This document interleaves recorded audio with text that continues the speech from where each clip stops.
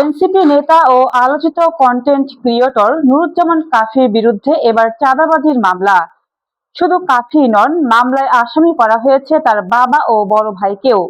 কি এই অভিযোগ, চলুন জেনে নেওয়া যাক।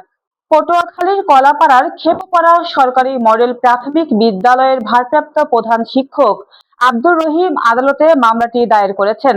মামলার অভিযোগে বলা হয়েছে, গত 11 জুলাই নুরুজ্জামান কাফি তার বাবা ও বড় ভাই ভেকু নিয়ে বিদ্যালয়ের জমিতে মাটি কেটে রাস্তা নির্মাণের চেষ্টা করেন।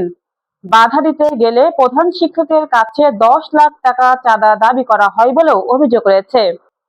এজাহারে আরো বলা হয়েছে, বিদ্যালয়ের প্রায় 110 ফুট দীর্ঘ ও 30 ফুট প্রশস্ত জমি থেকে মাটি কেটে সরিয়ে নেওয়ায় প্রতিষ্ঠানের প্রায় 5 লাখ টাকার ক্ষতি হয়েছে। তবে সব অভিযোগ অস্বীকার করেছে নুরুজ্জামান কাফি।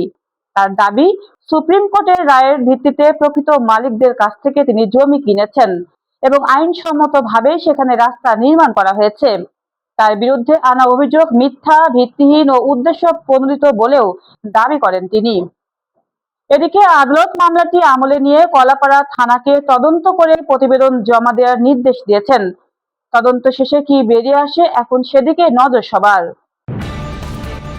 News desk অন্যধারা।